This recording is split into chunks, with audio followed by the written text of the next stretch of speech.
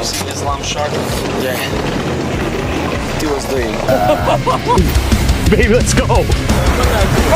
Tomorrow I have training. Off, bro. He have for next week. He have hunting. He have shark next week, not this week. It's too early. You have to wait a little bit.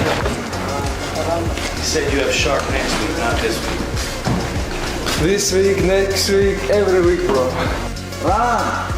It's different when Khabib's back.